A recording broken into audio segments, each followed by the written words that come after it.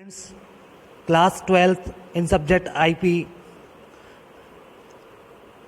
Today you will study in data visualization what is histogram and how you will create histograms with PyPlot library. Histogram is a summarization tool for discrete or continuous data. A histogram provides a visual interpretation of numerical data by showing the number of data points that fall within a specified range of values called bins. It is similar to the vertical bar graph. However, a histogram, unlike a vertical bar graph, shows no gaps between the bars. सबसे पहला question आपके mind में आएगा, histogram और bar graph में क्या difference है.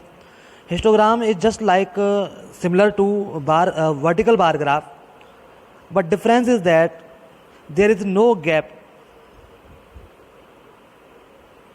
You can see in the figure there is no gap between the numbers.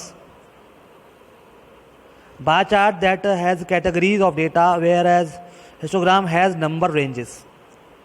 Bar graph के अंदर कैटेगरीज होती हैं डेटा की, जबकि हिस्टोग्राम में नंबर ऑफ रेंजेस होती हैं, यानी कि ये नंबर्स को शो करता है. बार्स और bar chart have gaps in between.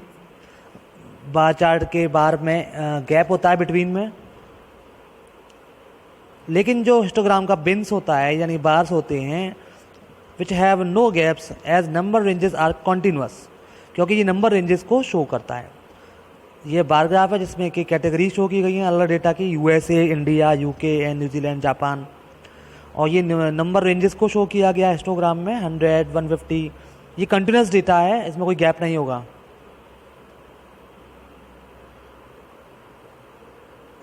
Histogram एक समराइजेशन टूल है जो कि डिस्क्रीट और कॉन्टिन्यूस डेटा को शो करता है, विजुअल रिप्रेजेंटेशन के लिए होता है. नंबर ऑफ डेटा रेंजेस जो होती हैं, नंबर ऑफ डेटा पॉइंट्स होते हैं जो उसके बीच में पड़ते हैं, उन्हें बिन्स बोलते हैं.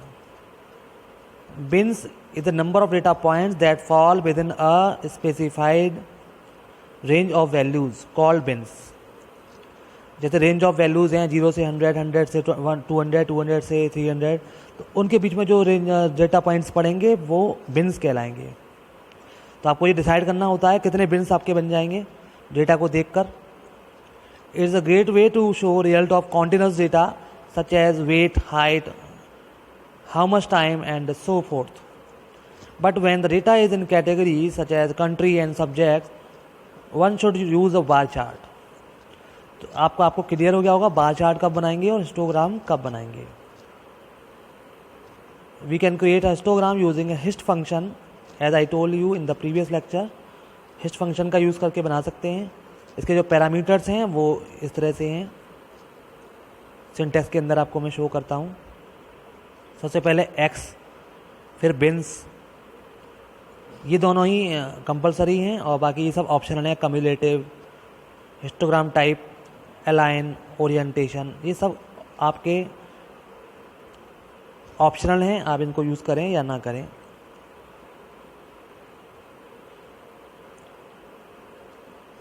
वन बाय वन आपको डिफाइन करता हूँ पैरामीटर्स को. x इज़ अ एरे और sequence of arrays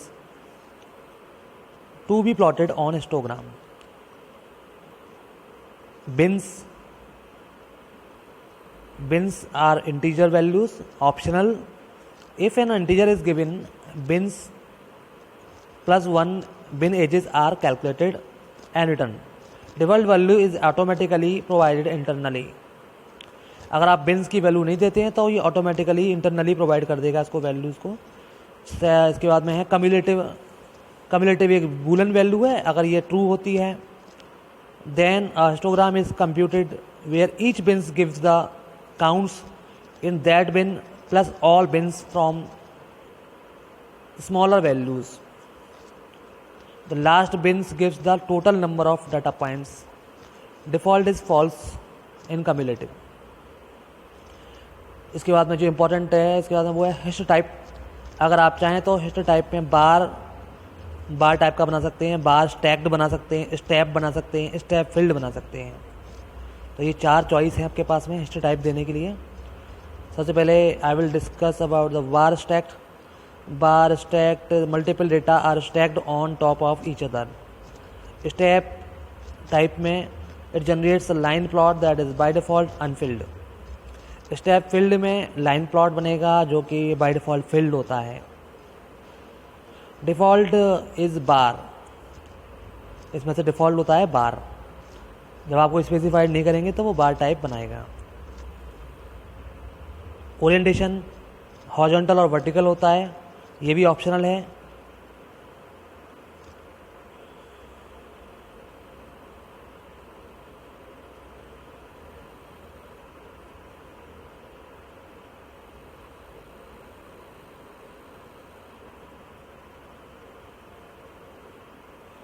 ये एग्जाम्पल मैं शो कर रहा हूँ, ये हिस्टोग्राम है जहाँ पर बिन्स 20 लिए गए हैं।